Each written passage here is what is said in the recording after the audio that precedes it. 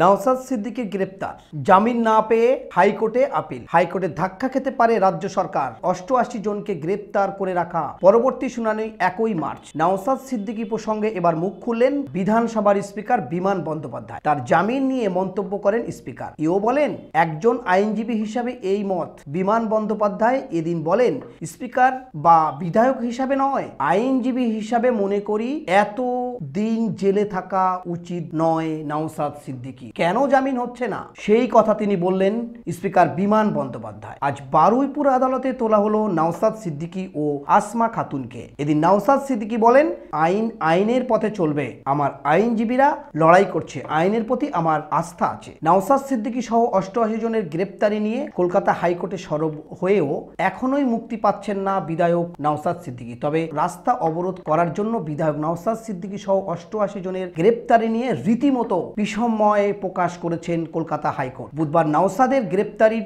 সংক্রান্ত একটি মামলার শুনানিতে কলকাতা হাইকোর্টের ডিভিশন বেঞ্চ বলেন, একটি কর্মসূচিকে কেন্দ্র করে এতজনকে গ্রেপ্তার করা হয়েছে। গত 21শে জানুয়ারি ধর্মতলায় ইন্ডিয়ান সেকুলার ফ্রন্টের প্রতিষ্ঠা দিবসে কর্মসূচি ঘিরে বিক্ষোভের জেরে পুলিশের সঙ্গে সংঘর্ষ বাধে আইএসএফ কর্মীদের। আইএসএফ বিধায়ক নওশাদ সিদ্দিকী সহ বহু সমর্থককে গ্রেপ্তার করে পুলিশ। তারপর থেকে নওশাদ এবং আইএসএফ এর ওই কর্মী সমর্থকেরা এখনোই জেলেই রয়েছে। সম্প্রতি ভাঙড়ের বিধানসভা তথা আইএসএফ এর নেতা নওশাদ 28 ফেব্রুয়ারি পর্যন্ত জেলে থাকার নির্দেশ দিয়েছে আদালত। এ ব্যাপারে হাইকোর্টে একটি মামলা রুজু হয়। বুধবার সেই মামলায় শুনানিতে ওই মন্তব্য করেন বিচারপতি। বুধবার আদালতে আইনজীবী বিকাশ রঞ্জন ভট্টাচার্য বলেন, একটি কর্মসূচিকে কেন্দ্র করে মহিলা সহ 88 জনকে গ্রেপ্তার করা হয়েছে। 32 দিনের বেশি সময় তারা জেলে রয়েছে। মামলাটি উঠেছিল হাইকোর্টে বিচারপতি জয়মাল্য বাগচি এবং বিচারপতি অজয় কুমার গুপ্তের ডিভিশন বেঞ্চে। আইনজীবীর বক্তব্য শুনে বিচারপতির পর্যবেক্ষণ, একটি কর্মসূচিকে কেন্দ্র করে এতজনকে গ্রেপ্তার করা হয়েছে। নওশাদ সিদ্দিকীর গ্রেপ্তারির মামলায় হাইকোর্টের বড় প্রশ্নের মুখে রাজ্য।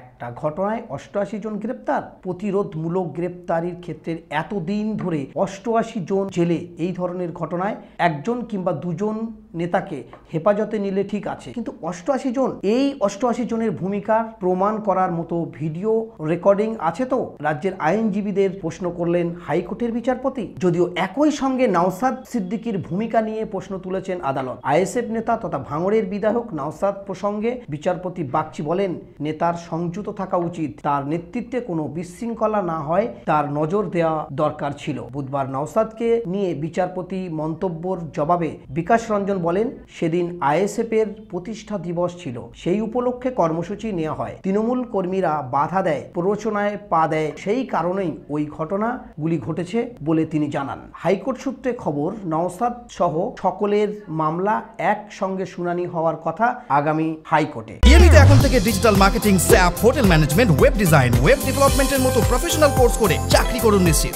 স্পেশালাইজেশনের জগতে number 1 professional training institute www.emiacademy.co.in